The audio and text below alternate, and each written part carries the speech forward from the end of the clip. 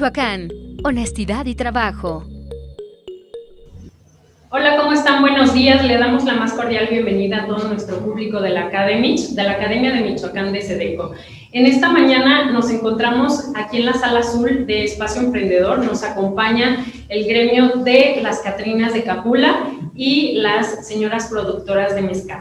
Entonces, le damos la más cordial bienvenida a ustedes también que están aquí presentes. Quiero presentarles también a mi director, a Rubén Calderón Calvillo. Él es el que hace posible todo esto. Así que le doy la palabra para que dé la bienvenida a nuestro ponente. Muchas gracias, Morelia. Pues bienvenidos, muy buenos días a todos. SEDECO es su casa, como siempre se los comento. Gracias. Y pues es un honor el día de hoy presentar en el marco de la ejecución del programa Academia de Michoacán, en tema de desarrollo empresarial.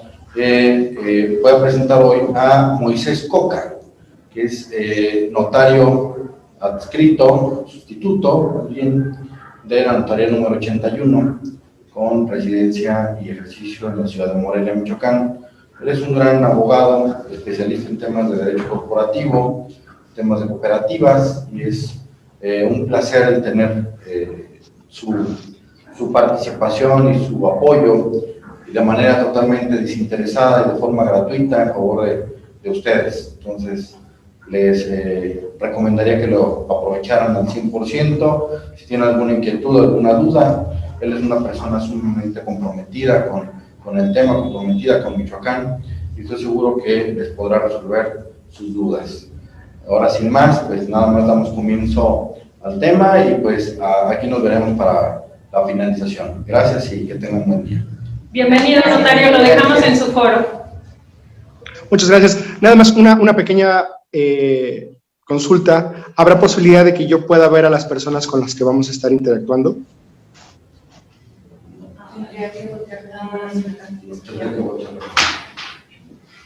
Notario, lo que pasa es que tendríamos que estar girando, si usted lo considera, vamos a estar girando la cámara. Aquí tenemos una cámara de frente para que usted pueda ver tanto a un gremio como a otro.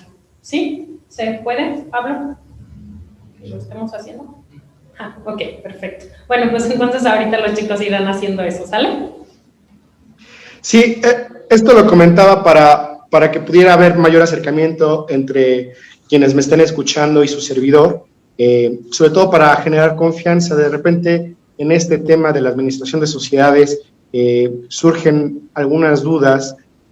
Algunas pensamos que son pequeñas y por eso a veces no tenemos la confianza o la tranquilidad para exteriorizarlas, y en la medida en la que haya mayor confianza, mayor acercamiento, creo que es mejor para el diálogo que pudiéramos tener en este rato de charla. Bueno, sin mayor preámbulo, entonces comenzaré a hablar acerca del tema que me pidieron, que es precisamente en relación con la administración y manejo de las sociedades mercantiles y las cooperativas. En ese sentido, sí es importante que podamos desmenuzarlo, ya no tanto en una jerga jurídica, en un lenguaje técnico legal, sino más bien de la manera en la que comúnmente nos estamos comunicando entre nuestros socios, con nuestros compañeros de trabajo, con sus colaboradores, etcétera, para que de todo lo que se tenga que ir revisando, verificando en el manejo de nuestra sociedad, pues lo entendamos todos. Siempre que vienen interesados, personas con la intención de constituir alguna sociedad o aclarar alguna situación respecto del manejo de su sociedad acá a la notaría, yo les pido, les sugiero como algo fundamental de que lean bien, entiendan bien, estudien bien los estatutos sociales con base en los cuales se han constituido. ¿Por qué? Porque los estatutos sociales no son otra cosa más que las reglas del juego que cada quien voluntariamente se ha impuesto para llevar a cabo su negocio. ¿A qué voy con esto? A que cuando nosotros estamos pensando en materializar el proyecto de inversión, el proyecto de negocio, el proyecto productivo con el que queremos trabajar, pues precisamente estos estatutos sociales son lo que le da forma a ese proyecto, lo que le da forma legal y lo que se supone que va a regir o va a sentar el caminito o la metodología que se supone que nosotros vamos a seguir para desarrollar ese proyecto. Y entonces, en más de la mitad de las ocasiones, sin por decir que la mayoría de las veces, las personas interesadas en este tipo de proyectos firman su constitutiva, firman sus estatutos sociales, sin siquiera conocer qué es lo que dicen, qué es lo que están enunciando ahí, en principio como objeto social, en segunda como reglas para convocar a sus asambleas, es decir, a sus reuniones de negocios, a sus reuniones de trabajo, cómo van a organizar estas asambleas, de qué van a tratar las asambleas ordinarias, de qué van a tratar las asambleas extraordinarias, cómo se va a dar formalidad a los acuerdos que se adopten en cada una de estas reuniones, en qué consiste posteriormente el que se levante un acta de asamblea de precisamente esa reunión que se llevó a cabo, qué es lo que se tiene que hacer después de que se levantó esa acta de asamblea para que efectivamente surja plenos efectos legales,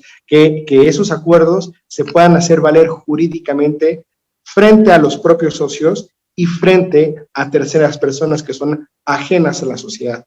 Bueno, pues de todo esto vamos a hablar, pero como no todo esto resulta tan relevante en todos los aspectos para todas las personas que, por ejemplo, puedan estar aquí presentes, yo quería que tuviéramos este acercamiento y esta confianza de que en cada uno de estos temas que surja alguna pregunta, que surja alguna situación en particular de, oiga, Lic, o por favor llámenme Moisés o Moy, oye Moy, fíjate que en relación con las asambleas, aquí no me queda claro cómo es que se tiene que hacer, o en relación con la elaboración del acta de asamblea, quién la tiene que elaborar, en qué términos se tiene que hacer, etcétera. En cualquier momento en el que surja algo que no quede claro, por favor que se pueda hacer ahí por ahí alguna señal para que me puedan manifestar la duda, me puedan expresar esta pregunta y que de inmediato la podamos ir solventando, ir aclarando. No tengo claro cuánto tiempo es el que vamos a estar platicando aquí. El día de hoy creo que es 1 hora. Espero que esta hora nos alcance, pero que, por favor, lo insisto, haya toda la confianza, toda la tranquilidad de cualquier cosa que no esté clara, por favor, se pueda preguntar en ese momento. Hasta ahorita, todo lo que he dicho se ha entendido, se ha escuchado bien.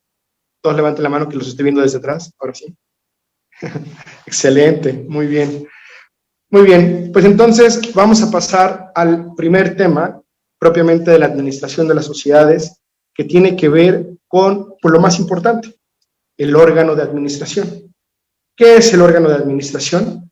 Pues va a ser la figura legal que va a asumir la responsabilidad de administrar esa sociedad, sea la sociedad de la que estemos hablando, sea una cooperativa, sea una sociedad anónima, sea incluso una sociedad de producción rural, etcétera, ¿no? Entonces, para cada una de estas sociedades o de estas entidades jurídicas, vamos a tener la posibilidad como socios de decidir libremente si queremos un órgano de administración colegiado o un órgano de administración unipersonal. Hay algunas sociedades, como por ejemplo las cooperativas o las sociedades de producción rural, en las que la ley es muy clara en decir que ahí sí tiene que ser un órgano colegiado. ¿Qué significa que sea un órgano colegiado? Bueno, pues que se integre por más de 2 personas. Ese es un colegio.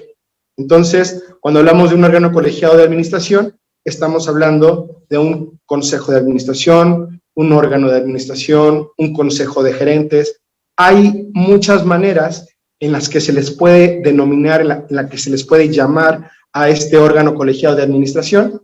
No importa el nombre que se le ponga, lo que quiere decir es que ese consejo de administración, ese consejo directivo, va a ser el responsable de la administración de la sociedad. Lo mismo pasa cuando escogemos o cuando optamos por un órgano de administración unipersonal. Uy, estoy viendo que por ahí se congeló la imagen. ¿Seguimos en vivo? ¿O estamos trabados? Bueno, bueno. Bueno, bueno. 1, 2, 3, probando.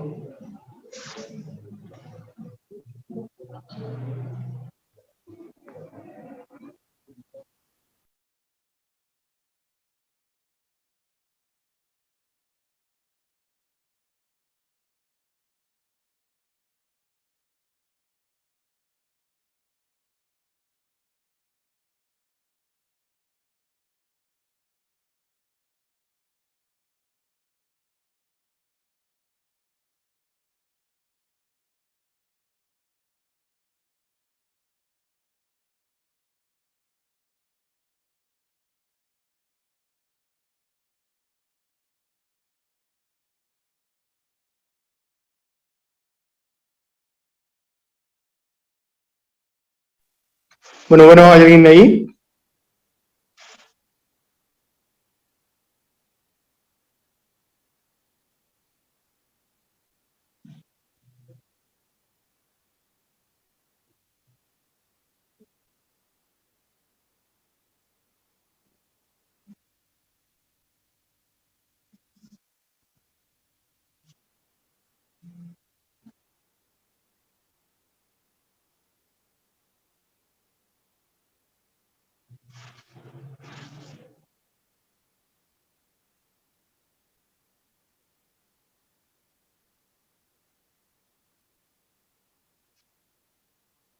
Bueno, bueno. ¿Me escuchan? ¿Me escuchan?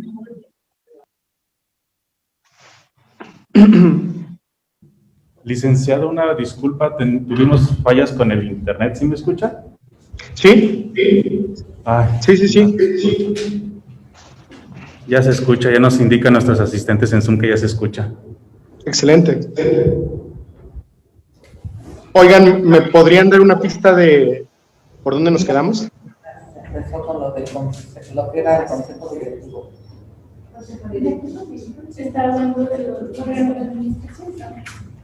Está hablando del órgano de administración, ya sea individual o colegial. Excelente. Muy bien, entonces desde ahí retomamos, desde los órganos de administración colegiados o unipersonales. Colegiados hayamos dicho que estaban integrados por 2 o más personas, y los unipersonales, pues como su nombre lo indica, es por una sola persona. Recapitulando un poquito, comentamos que hay, por ejemplo, 2 tipos de sociedades, las cooperativas y las sociedades de producción rural, en las que por mandato de ley se exige que el órgano de administración sea exclusivamente colegiado. Y las sociedades anónimas o incluso las de responsabilidad limitada, que pueden optar por este órgano de administración unipersonal. El órgano de administración colegiado pues, puede asumir diversos nombres, todos significan lo mismo, puede ser consejo directivo, consejo de gerentes, órgano directivo, etcétera. Pero esto no será el indicativo de que se refiere a un órgano de administración que está integrado por 2 o más personas. En el caso del órgano de administración unipersonal, la denominación común más general que se llega a adoptar es el de administrador único o administradora única, que estoy seguro que lo han escuchado en muchas ocasiones. Ese título o esa denominación hace referencia a que esa persona es la responsable de la administración de tal o cual sociedad. En ese sentido, siempre les hemos recomendado que las personas que ocupen estos órganos de administración sean personas que estén completamente destinadas o de lleno a la administración o al manejo de la sociedad. Es decir, generalmente es muy complicado que una persona, por la carga laboral que tenga, la carga de actividades que desarrolle, pueda asumir 2 funciones distintas, como podría ser el conformar un órgano de administración y al mismo tiempo llevar a cabo alguna otra actividad laboral, ¿no? Esto por la naturaleza tan importante de las funciones que desempeña para la sociedad.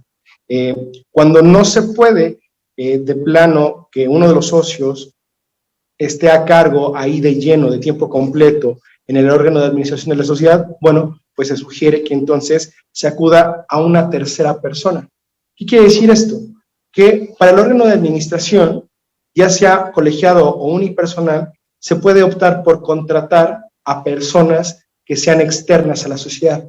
Es decir, si, por ejemplo, los socios se pusieron de acuerdo en que ninguno de ellos tiene el tiempo o tiene la capacitación suficiente técnica para llevar a cabo la administración de su sociedad, puede acudir a contratar a un gerente, puede acudir a contratar a un administrador para que sea esta la persona responsable de llevar a cabo todas estas funciones. Claro, siempre con la guía y con el mandato de la autoridad máxima de la sociedad, que es ¿quién? La asamblea.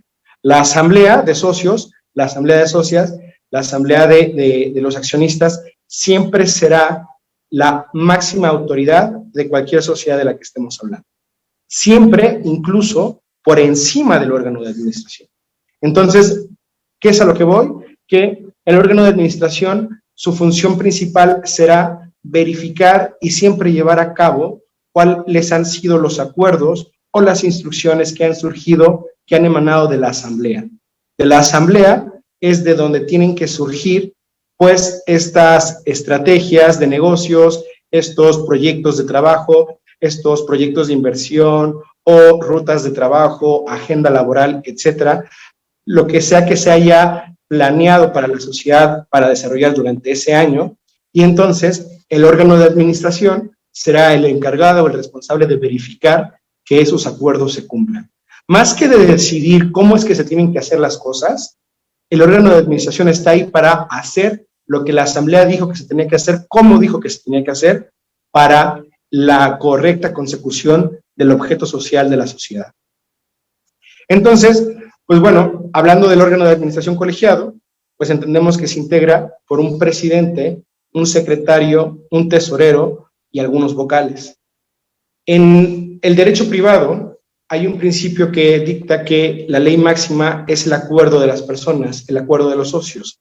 En el sentido, cuando me refiero a esto, es porque así como se le puede denominar como ustedes escojan al órgano colegiado de administración, también se puede designar, se puede determinar cuáles van a ser los cargos que van a conformar este órgano de administración.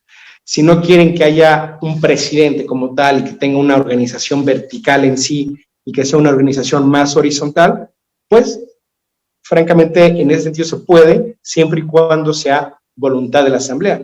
Entonces, solamente estará a la imaginación de la asamblea de cómo quieran que se organice ese órgano colegiado de administración para que pueda funcionar o pueda reflejar esa máxima voluntad de la asamblea.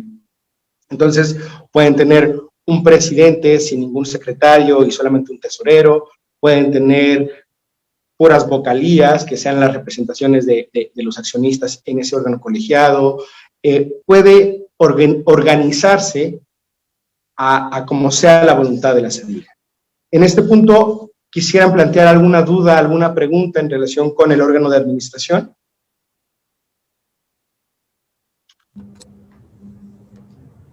Una pregunta. Aquí, por ejemplo, no hay algún vicepresidente en caso de alguna situación, o funge el secretario cuando está ausente el presidente.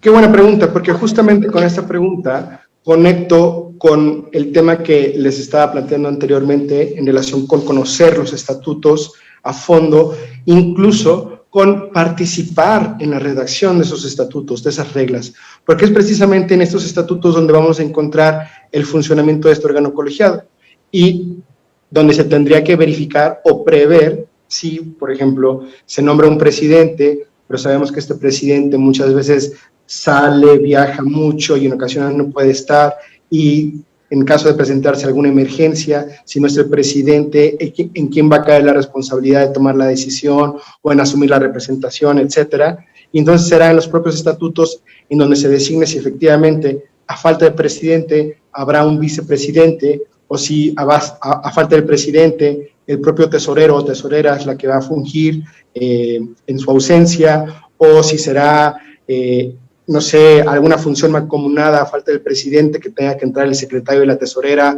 mancomunadamente a representar a la sociedad, etcétera. Eso va a depender de la imaginación de la Asamblea. Es decir, eso siempre va a estar al libre albedrío de la Asamblea, el determinar cómo funciona.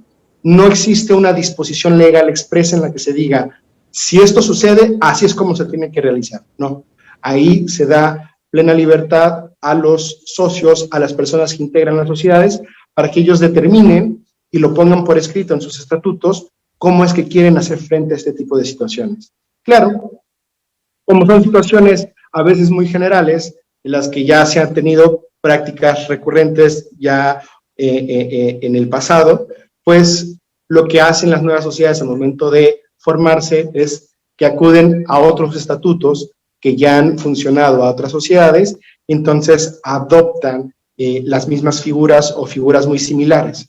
Entonces, por uno que a veces se genera esta falsa idea de que a fuerzas tiene que respetarse ciertas maneras, ciertas formas, cuando no necesariamente es así, cuando más bien tiene que ver con entender cuál es la función real de los estatutos sociales y cuando esos estatutos en muchas ocasiones sí son muy flexibles o en qué aspectos o en qué situaciones sí van a ser muy rígidos, ¿no? Van a ser muy estrictos en cuanto a su cumplimiento. ¿Quedó aclarado? Gracias. ¿Más o menos? Muy bien. Entonces, perdón, por ahí alguien quería hacer algún comentario. En el chat hay una pregunta que dice, ¿en qué ley se fundamenta la integración de ese órgano colegiado? ¿Me podría repetir? No alcancé a escuchar. Dice, ¿en qué ley se fundamenta la integración de ese órgano colegiado? Pues habría que ver de qué tipo de sociedad es la que estamos hablando, pero en general la ley que regula la función de estas sociedades es la Ley General de Sociedades Mercantiles.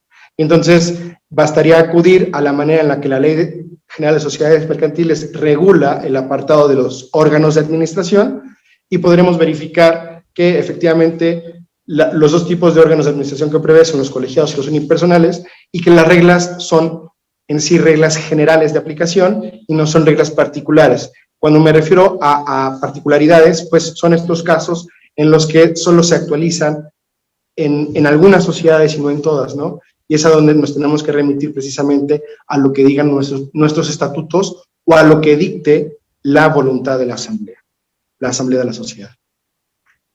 Gracias. Muy bien. Pues entonces, siguiendo con el siguiente tema, para poder realizar una correcta o adecuada administración, tiene que ver con el nombramiento de apoderados legales, es decir, qué personas podrían tener la facultad o la atribución legal de representar a nuestra sociedad ante terceros o ante autoridades.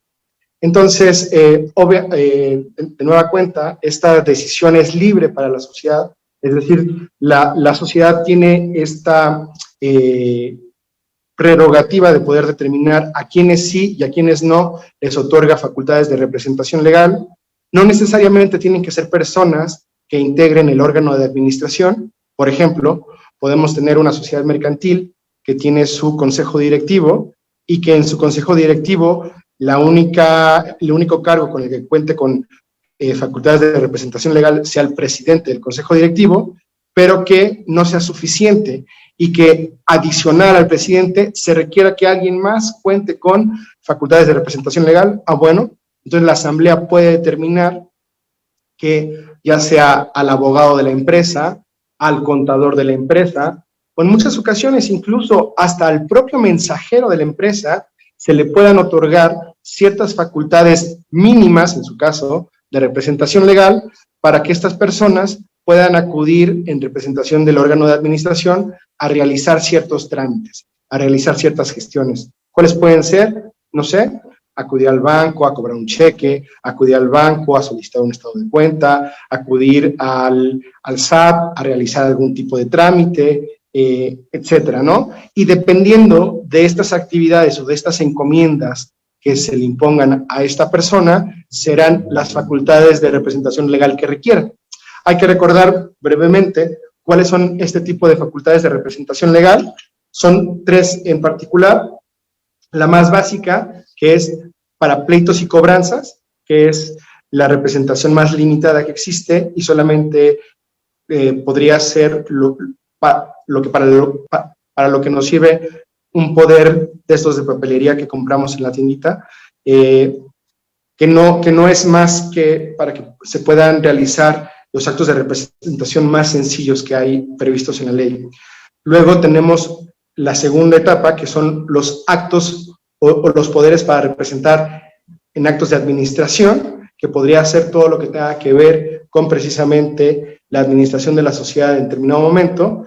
Y finalmente, la categoría de más poder jurídico de representación, que son los actos de riguroso dominio, que son facultades de representación como si fueras el propio propietario o el mandante o el dueño de la cosa, y en sí se te tendrían que reconocer esas atribuciones de representación legal.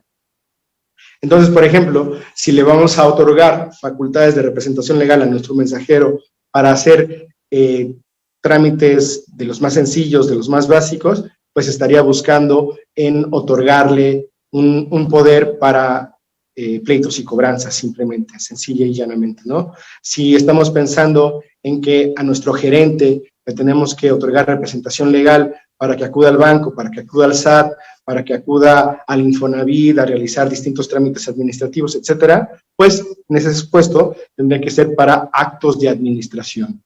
Y si en determinado momento a algunos de nuestros socios o a nuestro presidente del consejo directivo o a nuestro administrador único se le tiene que otorgar facultades para que disponga de algún bien, de alguna propiedad de la sociedad, bueno, en ese supuesto sí le tendríamos que otorgar facultades de riguroso dominio, para que esta persona pudiera comparecer en representación de la sociedad para firmar el contrato de compraventa, de las acciones, de la maquinaria o de algún predio del cual pudiera ser propietario la propia empresa. O incluso para acudir ante el banco a solicitar un contrato de crédito y dar en garantía hipotecaria o en garantía prendaria alguno de los bienes activos de la sociedad. ¿Va? Entonces, eso en cuanto al tema de los apoderados jurídicos o de los representantes legales. Aquí hay que, les voy a hacer una aclaración, una precisión técnica que solamente es para poder distinguir a qué nos referimos cuando hablamos de representante legal y apoderado jurídico. Generalmente el representante legal es al que le toca ponerse la camisa porque así lo decidió la asamblea, como pudiera ser el administrador único o el presidente del consejo directivo. Ellos son los representantes legales porque pues es la función para lo que los eligieron, y en ese supuesto pues les toca asumir la chamba de representar legalmente a la sociedad, ¿no? Es como su carácter de achaleco que les toca porque así lo define la ley. Los apoderados jurídicos no necesariamente son estos representantes legales, sino son aquellas personas que reciben extraordinariamente estas facultades de representación legal. Es decir, que la asamblea tiene que autorizar expresamente y en el caso particular para que esta persona pueda recibir poderes especiales de representación de la sociedad. Bueno, espero que con este comentario no los haya hecho bolas, pero cualquier duda, cualquier aclaración, por favor, no duden en plantearla. Siguiente tema en relación con la administración de las sociedades tiene que ver con los órganos de vigilancia. Los órganos de vigilancia, así como sucede con los órganos de administración, pueden ser también colegiados o unipersonales. El colegiado se denominará por lo general como consejo de vigilancia y los unipersonales se denominarán como los comisarios.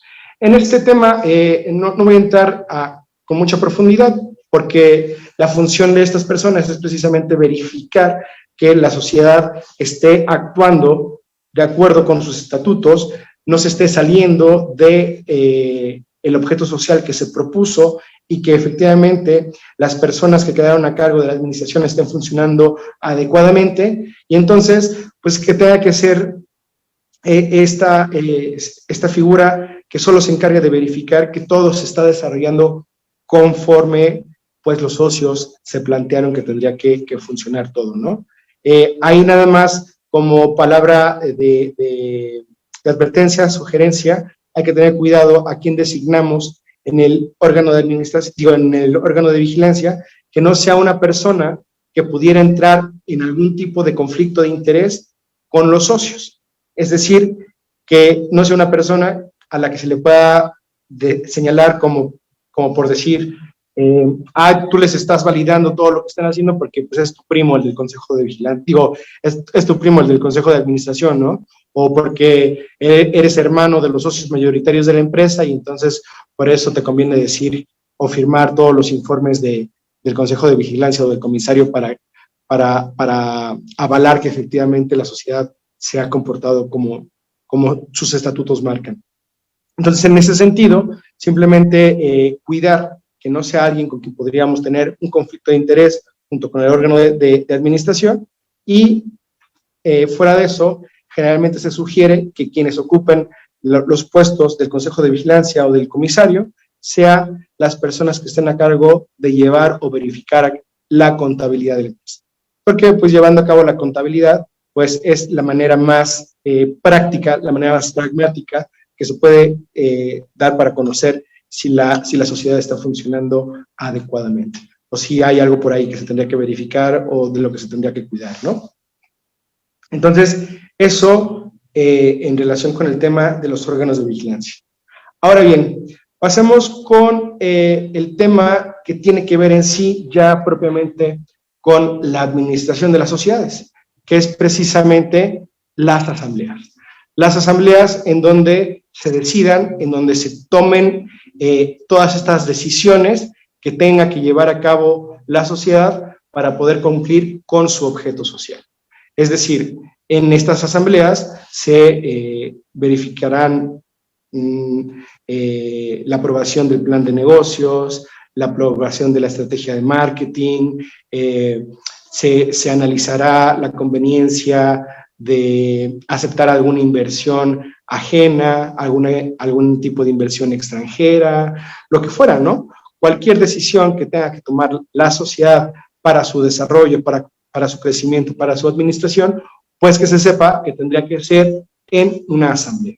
Entonces, ¿qué es una asamblea en sí?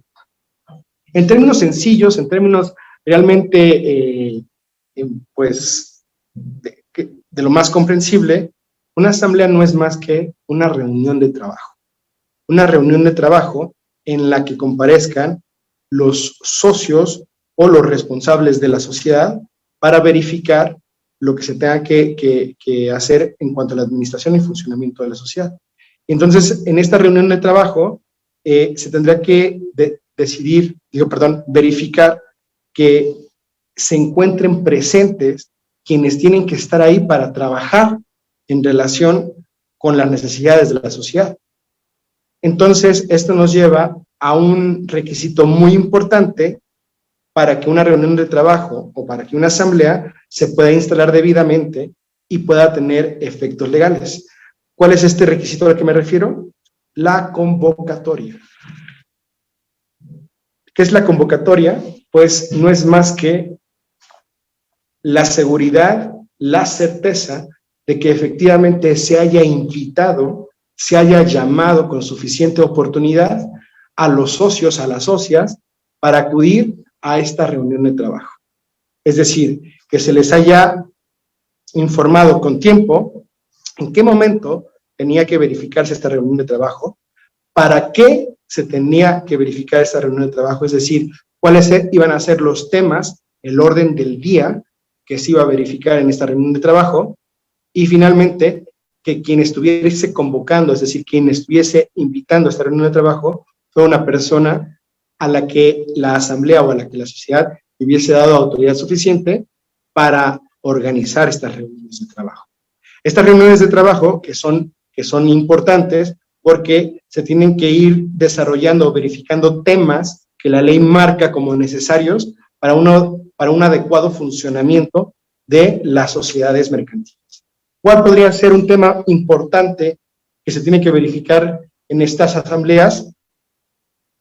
Pues precisamente el que se apruebe o desapruebe los informes financieros, los informes contables de la sociedad.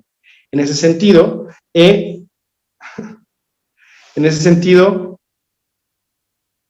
por ahí están mandando mensajes que me están distrayendo un poquito. Lo siento. En ese sentido, ya me perdí. Se estaba hablando de las convocatorias. Actualmente, la Administración Federal acaba de poner en marcha un nuevo sistema para que el funcionamiento de las sociedades mercantiles sea más efectivo. Anteriormente, precisamente por mucho desconocimiento de los estatutos por parte de los socios, no se desconocían cuáles eran los requisitos para que una convocatoria pudiera ser legal, es decir, para que una invitación a una reunión de trabajo se pudiera considerar como que se realizó efectivamente y pudiera tener validez legal frente a cualquier persona que no haya podido acudir a esa reunión de trabajo o que no haya podido acudir a esa asamblea. O, no tan solo eso, sino a alguna persona disidente, es decir, que no hubiese estado de acuerdo en lo que se haya platicado, en lo que se haya acordado en esa asamblea o en esa reunión de trabajo. Entonces, precisamente por eso es importante verificar que esa invitación o que esa convocatoria se haya dado respetando todos los requisitos que marca la ley. Anteriormente era más complicado porque muchas de esas invitaciones o de esas convocatorias tenían que hacerse a través de la publicación en periódicos de circulación nacional o a través de envíos de cartas, a través de correo certificado. Entonces, obviamente, si no se cumplía con esos requisitos, cualquier convocatoria que se pudiese impugnar, pues iba a ser declarada nula y, por tanto, nula también la asamblea que se hubiese verificado a partir de esa convocatoria. Por eso la importancia de que la convocatoria cumpla con estos requisitos legales. Les mencionaba que la Administración Federal acaba de implementar un nuevo sistema electrónico a través de su Secretaría de Economía, a través de la cual todos estos requisitos van a ser muchísimo más fáciles de cumplir. ¿A qué me refiero? Ya solamente va a bastar acudir a la página de internet de la Secretaría de Economía cuando alguna sociedad quiera convocar a una asamblea y entonces a través de esa página de la Secretaría de Economía publicar la convocatoria para tener la seguridad y certeza de que le está llegando de forma adecuada a sus socios y de que todos sus socios van a estar debidamente enterados, debidamente informados de que se va a llevar a cabo una asamblea. Y sobre todo, de lo que se va a tratar y en qué fecha se va a llevar a cabo y en dónde se va a llevar a cabo. Para que después ninguno de sus socios pueda impugnar o pueda alegar que no fue debidamente llamado a esa reunión de trabajo o a esa asamblea. Bueno, ya después de verificar que la convocatoria efectivamente se emitió de forma adecuada, de forma correcta, respetando los requisitos legales conducentes, es que tenemos que verificar a qué tipo de reunión de trabajo vamos a asistir, a qué tipo de asamblea es la que se va a llevar a cabo. Tenemos principalmente dos tipos: la asamblea ordinaria y la asamblea extraordinaria. La asamblea ordinaria no tiene mucho tema. ¿Por qué? Porque de lo que se tiene que tratar o lo que se tiene que verificar en estas asambleas, la ley es muy clara. Es decir, se acude a la Ley General de Sociedades Mercantiles, se acude al apartado de asambleas ordinarias y ahí muy claramente se dispone de qué tienen que ser los temas que se verifiquen en este tipo de reuniones de trabajo. Entonces, las asambleas, bueno, un tema importante que se tiene que verificar en una asamblea ordinaria, por ejemplo, es este que ya mencionaba, el informe y la aprobación de los estados financieros, los estados contables de la sociedad, siempre se tendrán que verificar en asambleas ordinarias. Ahora, ¿qué es lo que se podría verificar en una asamblea extraordinaria? Bueno, pues como su nombre lo dice, una asamblea extraordinaria es la que acontece cuando surge algún tema relevante, algún tema de gran necesidad o urgencia para la sociedad, que se tiene que trabajar con todos los socios y en relación con lo cual, pues es necesario una decisión, un acuerdo de la asamblea para saber qué es lo que se va a hacer al respecto. Entonces, ¿qué puede verificarse en una asamblea extraordinaria? No sé, el tema de que al abogado se le tenga que revocar el poder que se le dio el año pasado. El tema de que al contador se le tenga que exigir de forma extraordinaria la regularización de la presentación de declaraciones ante el SAT por no haberlas estado presentando últimamente. No sé, que se tenga que verificar algún tipo de préstamo que se necesite solicitar a alguna institución crediticia para implementar algún proyecto que se esté planteando a la sociedad en esa fecha del año, etcétera. Situaciones así que pueden ser emergentes, que pueden surgir de un momento a otro, son las que precisamente se tendrán que verificar en una asamblea extraordinaria. Y siempre que se requiera del acuerdo formal de la asamblea, pues entonces se tendrá que verificar a través de una asamblea extraordinaria. ¿Cómo se va a verificar que efectivamente se tomó un acuerdo o se llegó a una decisión en una asamblea ordinaria o en una asamblea extraordinaria? Bueno, pues a través del acta de asamblea que se levante respecto de cada una de estas reuniones. Con esta acta de asamblea, nosotros podemos formalizar legalmente cuáles fueron los acuerdos que se adoptaron en esa reunión de trabajo. ¿Y qué es lo que se necesita para que este acuerdo o esta resolución que se haya adoptado tenga plenos efectos jurídicos? Pues que se lleve esa acta de asamblea ante el notario público de la elección de la sociedad y se protocolice. ¿Qué significa que se protocolice? Bueno, pues que se eleve a escritura pública esa acta de asamblea. Entonces, vamos a recapitular un poquito los pasos de cómo es que se tienen que formalizar estos acuerdos en estas reuniones de trabajo, ya sea en asamblea extraordinaria o en asamblea ordinaria. Al momento de que se instalan cualquiera de estas reuniones de trabajo, se designa a un escrutador o a un secretario de actas que podrá ser la persona responsable en elaborar esta acta de asamblea. Entonces, una vez que se lleve a cabo esta reunión de trabajo, esta persona responsable de elaborar el acta de asamblea relacionará o narrará cómo fue que se llevó a cabo esta reunión de trabajo, cómo se plantearon los temas que se iban a dilucidar en esta reunión de trabajo, cómo se abordó su discusión y cómo se determinó cuál iba a ser la resolución respecto de estos temas. Y entonces, una vez que ya se verificó esta decisión final, se cerrará el acta de asamblea con la firma de los participantes y designando en esta acta de asamblea a un delegado especial para que acuda ante el notario a protocolizar o elevar a escritura pública esta acta de asamblea, para que finalmente ya esta acta de asamblea protocolizada pueda ser inscrita en el Registro Público de Comercio y surta plenos efectos jurídicos. Es decir, pueda ser oponible o se pueda hacer valer frente a personas terceras ajenas a la sociedad. Hay que recordar esto, o hay que distinguir esto. Cuando una sociedad, a través de su asamblea, decide hacer algo, esa decisión tendrá plenos efectos legales para cualquiera de las personas que conformen esa sociedad, al interior de esa sociedad. Esa decisión no podrá hacerse valer frente a terceras personas o frente a otras autoridades mientras esa decisión no se haya protocolizado y no se haya inscrito formalmente en el Registro Público de Comercio.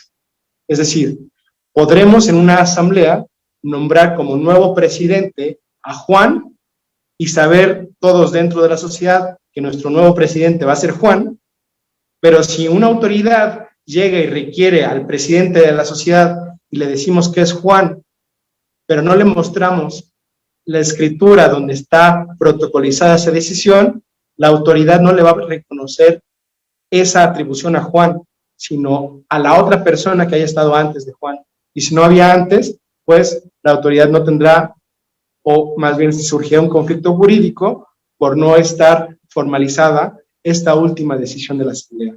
A eso me refiero cuando las decisiones tengan que ser oponibles o tengan que hacerse valer frente a personas ajenas a la sociedad o frente a autoridades que tengan que verificar el funcionamiento de nuestra sociedad. Hasta aquí, ¿alguna pregunta, alguna duda, algo que se quiera comentar?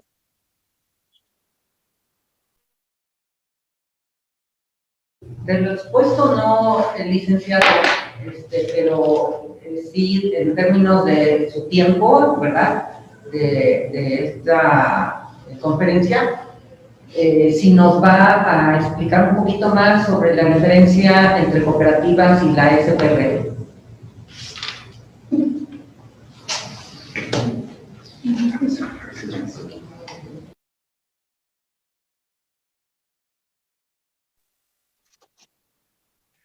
Sí, las diferencias entre cooperativas y sociedades de producción rural. La finalidad para distinguir estas es de valor jurídico, de valor fiscal al final del día, porque pues son precisamente los beneficios que la autoridad tributaria le reconoce a una y a otra persona moral, pero precisamente a partir de las personas físicas que la integran. Me explico. Cuando se trata de una sociedad de producción rural, la ventaja que ellas tienen frente a la autoridad tributaria es poder decir que son personas agricultoras, que son personas productoras del campo y que precisamente por esa calidad jurídica que tienen o que ostentan, merecen el beneficio fiscal de lo que les ofrece esa autoridad tributaria. Lo mismo ocurre con las sociedades cooperativas.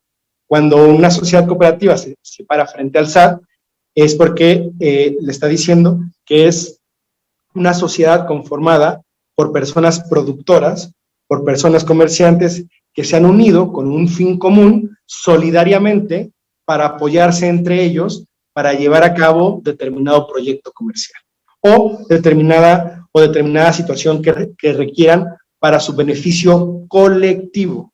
Entonces, cuando hablamos de una sociedad cooperativa, es porque tenemos en mente a distintos productores o distintas personas que están pensando en juntarse para hacer algo con un fin colectivo, para hacer algo, para desarrollar algún tipo de proyecto que les pueda reportar un beneficio a todos por igual.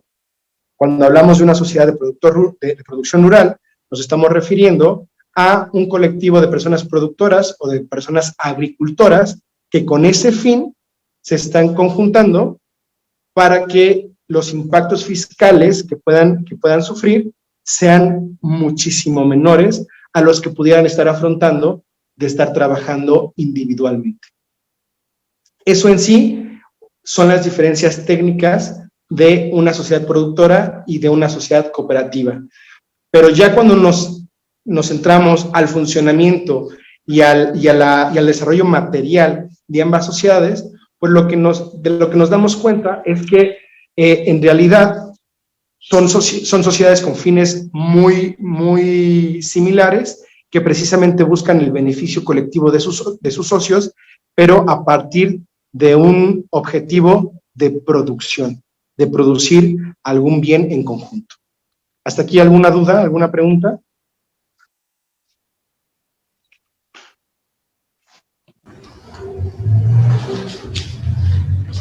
¿Alguien más?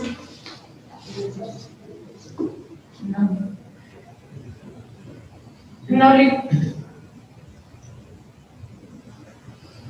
Bueno, pues hasta ahí serían los temas que yo les traigo preparados. Quisiera saber si los dejé más revueltos. También que sepan que cualquier situación de la cual necesiten alguna asesoría más en lo particular, con toda confianza y como amigos, las puertas de la notaría están siempre abiertas para ustedes y que esta charla les pueda permitir de orientación para ir eligiendo mejor el camino societario que ustedes estén eligiendo.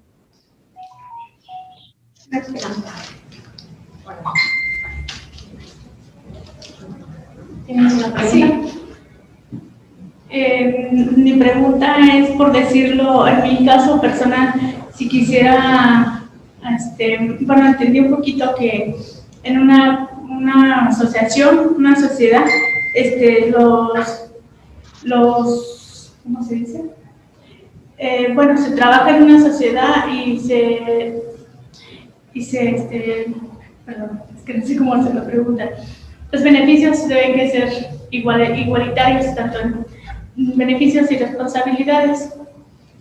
Qué bueno que lo mencionas, esa es una buena pregunta.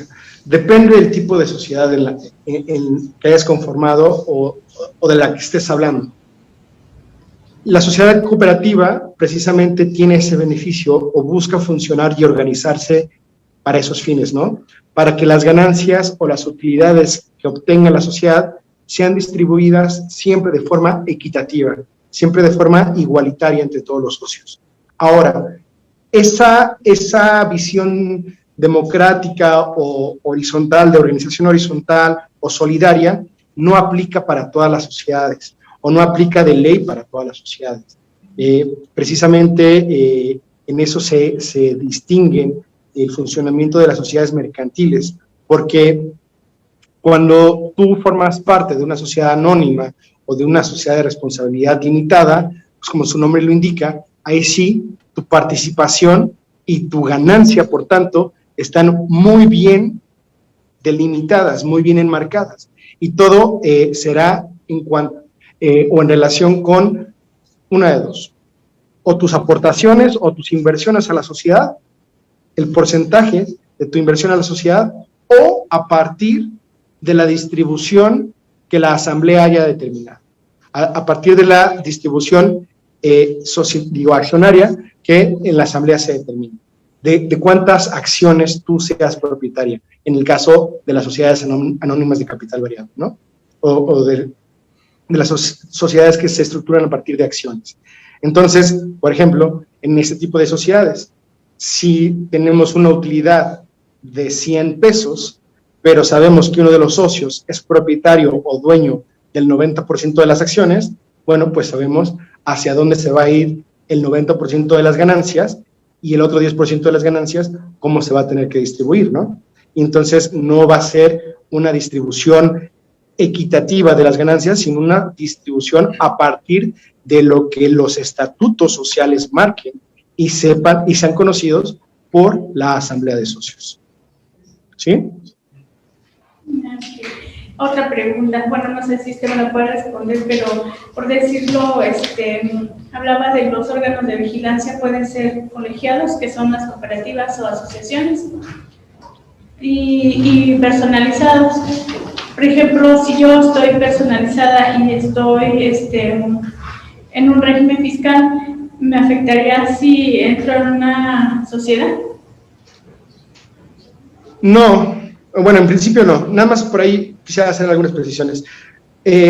Cuando me refiero a los órganos de vigilancia de dos tipos, que sean colegiados o unipersonales es la palabra, se refiere a que precisamente la función recae en una sola persona y no en distintas personas. Y no tendría ningún tipo de afectación en cuanto al aspecto tributario. ¿Por qué? Porque en este caso de participar en un órgano de vigilancia de alguna sociedad, la única función es vigilar que funcione de acuerdo con sus estatutos. Y no necesariamente está previsto que por esa función que se realiza obtenga algún tipo de beneficio fiscal o beneficio económico. En ese sentido, las responsabilidades fiscales que nosotros generamos para pagar nuestros impuestos solamente son en relación con las ganancias que obtenemos, con los ingresos que obtenemos. Si nosotros, en relación con la función que estamos realizando de vigilar a otra sociedad, no estamos teniendo ningún beneficio económico, pues entonces ahí es clara la respuesta, ¿no? No tenemos ninguna situación o ninguna afectación en cuanto a las responsabilidades fiscales que nosotros asumimos frente a la autoridad tributaria. Ok, muchas gracias. Dígame. Hay varias preguntas en el chat. Le pregunto, dice Daniel Martínez, ¿cómo se puede cambiar al administrador único? ¿Cómo se puede cambiar al administrador único? Pues precisamente ese cambio solamente le compete a la asamblea.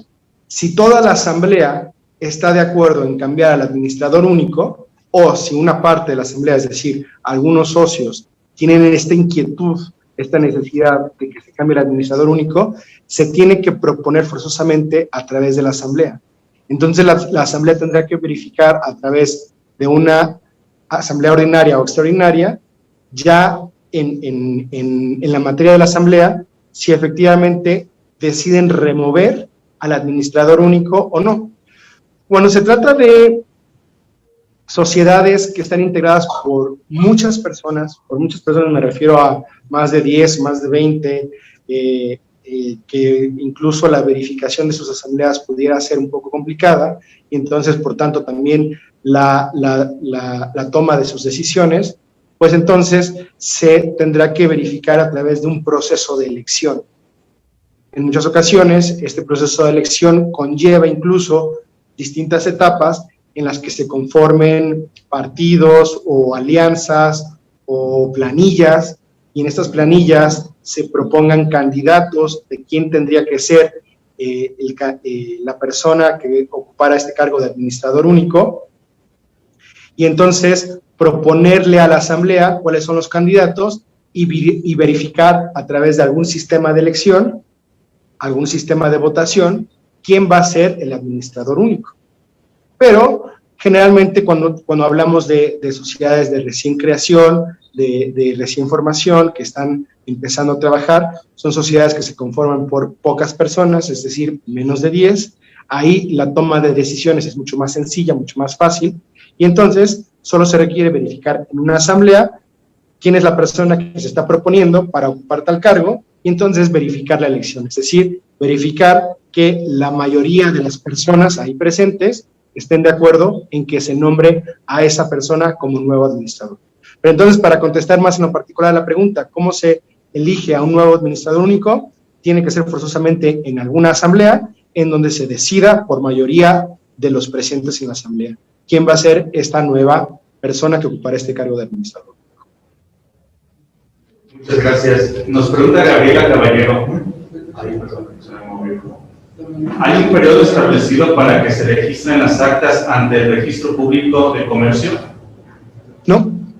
Generalmente, porque es interés mayúsculo de la sociedad o de los socios que los acuerdos se formalicen y adquieran formalidad jurídica lo antes posible, entonces todo eso se verifica de inmediato, es decir, se celebra la asamblea, se levanta su acta, al día siguiente que se levanta su acta y que se conoce quién es el delegado especial, se lleva al notario, el notario elabora la escritura de forma inmediata y prácticamente en cuanto le sea posible por su agenda, convoca la firma del delegado especial, firma el delegado especial e inmediatamente se manda a inscribir al registro de comercio. Todo eso se puede hacer, se puede verificar de 1 a 3 semanas, dependiendo de la urgencia y dependiendo los tiempos de quienes estén a cargo del trámite, ¿no? Pero que haya alguna disposición legal que indique en qué tiempo se tienen que verificar todos estos pasos, no lo hay. Yo, por ejemplo, aquí en la notaría me ha tocado recibir actas de asamblea de 2015, de 2011, que apenas están pidiendo que se protocolicen, e incluso ya protocolizadas las escrituras, a veces los propios socios nos indican, oiga, ¿sabe qué, Lic? No necesito que usted lleve la escritura a inscribir, yo la voy a llevar a inscribir. Y entonces ellos se llevan sus escrituras y las guardan porque así conviene a sus intereses y no las inscriben en el registro de comercio hasta dentro de un mes, hasta dentro de 6 meses. Incluso hay sociedades que se han esperado hasta 2 años, 3 años para ingresar sus escrituras a inscribir al registro. Y no por ello están en falta. Lo que sí es que tienen que considerar que esos acuerdos no van a entrar a la vida jurídica exterior de la sociedad hasta que sean inscritos en el registro de comercio. ¿Vale? Perfecto, gracias. Pregunta Estela Barreto. Cuando uno de los socios se quiere retirar de la sociedad, ¿esta acta se debe llevar a la notaría para su legalidad o solo es suficiente con el acta de asamblea? No. Y para que nos quede claro, otra vez hacemos esa aclaración importante. Todas las decisiones de la sociedad se tienen que verificar a través de un acta de asamblea. Todas. Por supuesto que si vamos a separar a un socio de la sociedad, tiene que verificarse en una asamblea, porque para separarse el socio de la sociedad implica responsabilidades, obligaciones y derechos. Entonces, no es nada más de, ¿te quieres salir? pero espérame tantito. ¿Te quieres salir? ¿Estás libre de algún tipo de obligación? ¿Estás libre de algún tipo de situación que le tengas que reportar a la sociedad? O más bien, la sociedad está libre de algún tipo de obligación con ese socio que se necesita salir, le tiene que pagar alguna cuenta pendiente, le tiene que liquidar sus acciones. Todo eso se tiene que verificar, se tiene que revisar en la asamblea, generalmente en una asamblea extraordinaria. Y entonces la aprobación de esa separación del socio tiene que pasar por la decisión de la asamblea. Y cuando la asamblea decide que efectivamente es correcto que se separe al socio por la razón que sea, esa acta de asamblea se tiene que protocolizar. Y entonces su protocolización se tiene que inscribir en el registro de comercio. Entonces, de todo lo que he dicho, ¿qué significa esto? Que la separación del socio no se habrá verificado legalmente, sino hasta que esa decisión se haya levantado en acta de asamblea, se haya protocolizado y su protocolización se haya inscrito en el registro de comercio. Y hasta que todo eso se haya dado formalmente, esa persona que se haya separado de la sociedad no podrá tener la tranquilidad de decir, yo ya me separé de la sociedad, hasta que ya todo eso se verificó. ¿Va? Licenciada. Yo tengo una pregunta respecto a lo que estaba diciendo, una pregunta anterior. Quisiera saber por qué la gente dejaría de ir a inscribir sus escrituras al registro público de comercio. ¿Cuáles son las ventajas o el motivo por qué la gente deja de hacer eso? No entiendo por qué podrían pasar 2 años incluso para hacerlo. Entonces, ¿es alguna ventaja jurídica, económica o qué? ¿O por qué la gente deja de hacerlo? No lo sé. La verdad es que no hay una razón general por la cual te pueda responder a esto. Todo depende de los intereses muy particulares de cada sociedad y de los casos muy particulares a los que se esté enfrentando cada sociedad. No sé, puede ser que, por ejemplo, un caso que se me ocurre, que se me viene de bote pronto, es que en alguna asamblea se ha tenido la necesidad urgente de aprobar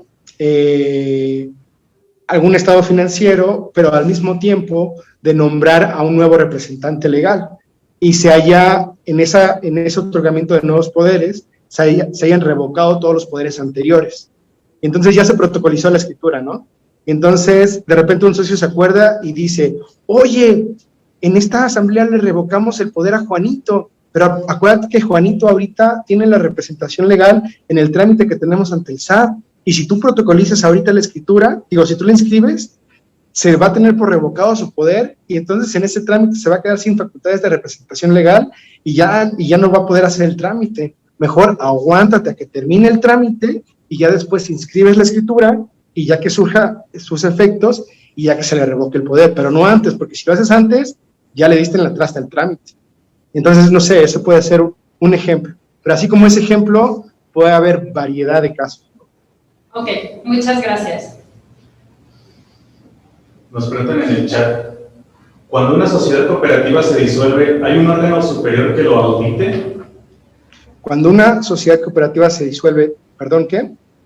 ¿Hay un órgano superior que lo audite? Que lo audite. Muy bien.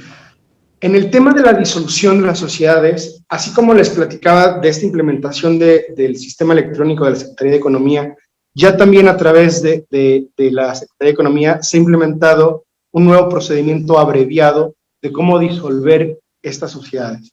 Entonces, lo que se hace, en principio, es dar aviso a la autoridad de que nos vamos a disolver. Y entonces se verifica una asamblea de esa sociedad, ya sea cooperativa o de la naturaleza que ustedes quieran, en donde se proponga a la asamblea la necesidad de disolver a la sociedad.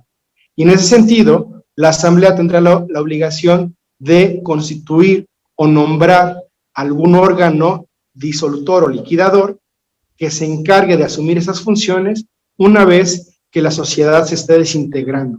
Es decir, para que no caiga en una situación de abandono y haya una figura responsable que verifique que efectivamente se disolvió y se liquidó lo que se tenía que liquidar de forma correcta y de la manera en la que los socios habían determinado en esa asamblea. Y la última pregunta que veo en el chat dice, ¿las actas de asambleas llevadas a cabo se pueden visualizar en la notaría o en la Secretaría de Economía? Visualizar. Me imagino que por visualizar es que gente que no haya participado de esas asambleas tenga conocimiento o pueda enterarse de lo que dicen.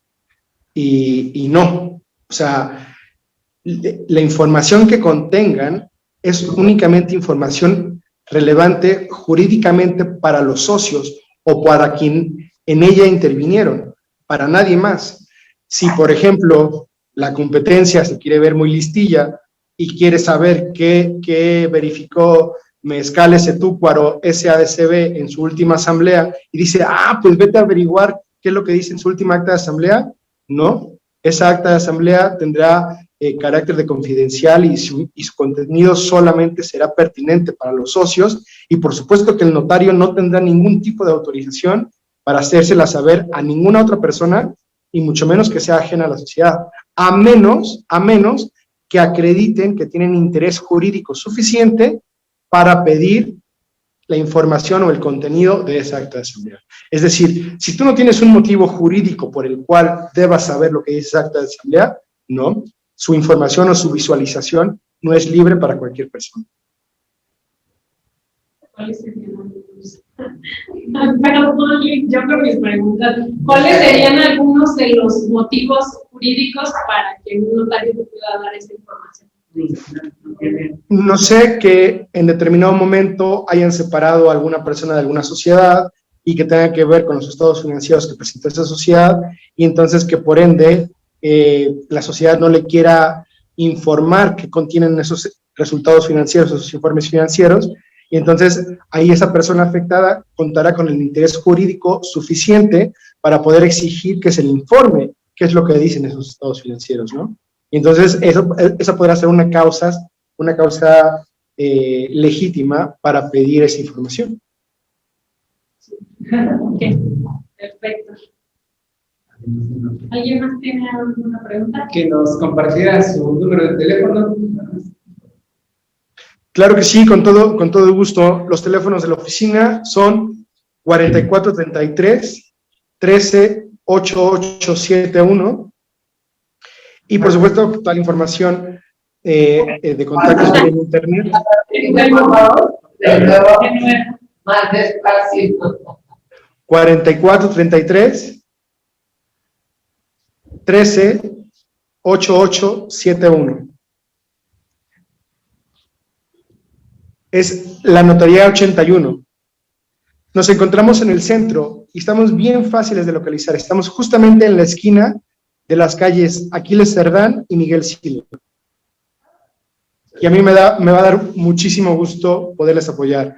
Si cualquiera de ustedes que llegue dice que vino porque me escuchó en esta conferencia, le vamos a dar un 50% de descuento en el trámite que nos pide.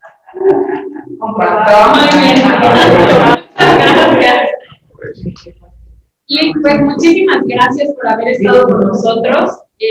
A nombre de todos los presentes y del mío propio y también en general de la Secretaría de Desarrollo Económico y del Gobierno del Estado, queremos agradecerle que nos haya dado un poquito de su tiempo y que nos haya aclarado todas estas dudas que tenemos aquí y también que nos haya dado ese descuento. Ojalá vinieran todos con un regalito así. Pero bueno, Liz, yo quiero entregarle de manera oficial un reconocimiento que tenemos para usted, la Secretaría de Desarrollo Económico del Gobierno del Estado. Quiero otorgarle el reconocimiento a Moisés Coca Sánchez por su valiosa intervención como ponente en la Academia de Michoacán, Academich, bajo la ponencia Manejo de Sociedades y Cooperativas, realizada el 20 de septiembre de 2022 en Morelia, Michoacán. Este documento lo firma el licenciado Rubén Medina González, que es el encargado del despacho de la Secretaría de Desarrollo Económico, y el licenciado Rubén Calderón Calvillo, nuestro director de Desarrollo Empresarial. Queremos agradecerle de verdad mucho y esperamos verlo pronto por aquí. Aquí guardo su reconocimiento. Usted me dice si se lo hacemos llegar a su notaría o tendremos el gusto de tenerlo por aquí presente en una de estas ocasiones. Muchísimas gracias a usted. Yo por ahí paso, claro que sí. Y al contrario, les agradezco su tiempo, su atención y sobre todo esta oportunidad de acercarnos, de entablar un diálogo y sobre todo un diálogo franco, en confianza, entre amigos y que así puedan ser todas nuestras relaciones. Muchísimas gracias a todos nuestros asistentes el día de hoy. Buen día.